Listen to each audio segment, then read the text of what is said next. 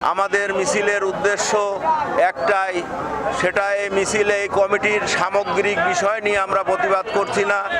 আমাদের প্রতিবাদ একটা জায়গায়, সেটা হচ্ছে এই কমিটিতে কিছুদিন আগে যে নবগঠিত কমিটি হয়েছে, আহ্বায়ক কমিটি হয়েছে, সেই কমিটিতে কিছু অবাঞ্ছিত অনাকাঙ্ক্ষিত লোকের স্থান হয়েছে, কিন্তু প্রকৃত যারা ত্যাগী এবং রাজপথের কর্মী ছিল, দুর্দিনে যারা সহায়তা করেছে দলকে সর্বাত্মক শক্তি দিয়ে, তাদেরকে বঞ্চিত করা হয়েছে।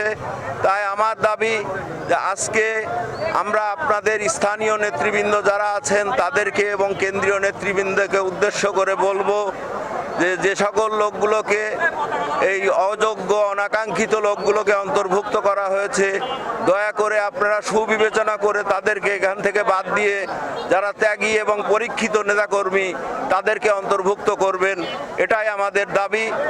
আমরা আপনাদের উদ্দেশ্যে বলছি, যদি আপনারা আমাদের এই দাবির প্রতি সুবিবেচনা না করেন, তাহলে আপনাদের পরবর্তী কার্যক্রমের উপর নির্ভর করে আমরা পরবর্তীতে কর্মসূচি দিব। এই কমিটি 31 সদস্য বিশিষ্ট কমিটি এবং আহ্বায়ক কমিটি, এটা কেন্দ্রের থেকে করা হয়েছে। তবে স্থানীয় নেতাদের সুপারিশ ক্রমেই কেন্দ্র কমিটি করে, কেন্দ্র এমনি আজগবি কোনো কমিটি করে না। কিছু অনাকাঙ্ক্ষিত লোক, আমি কারোর নাম মেনশন করে বা ওই ধরনের কোনো কিছু করে বলবো না।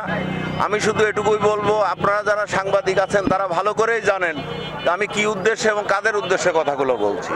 যদি না মানা হয়, পরবর্তী কর্মসূচি হিসাবে আমরা আপাতত কিছু স্থির করিনি। মানববন্ধন থেকে মিছিল এবং প্রয়োজনে হরতাল, অবরোধ, যা কিছু করার দরকার প্রয়োজনে আমরা সব কিছু করবো ইনশাল্লাহ।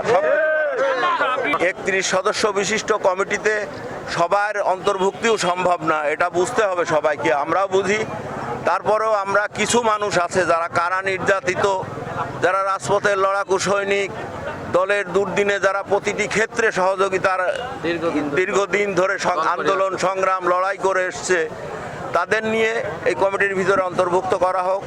এবং অনাকাঙ্ক্ষিত যে সকল লোক, আমার মনে হয় এই ইসের ভিতরে অনেক কিছু আছে, অনেক লোক আছে যাদেরকে এই মুহূর্তে দেখা যাচ্ছে, অতীতে কখনো দেখা যায়নি, সেই সকল লোকগুলাকে বাদ দেওয়া হোক।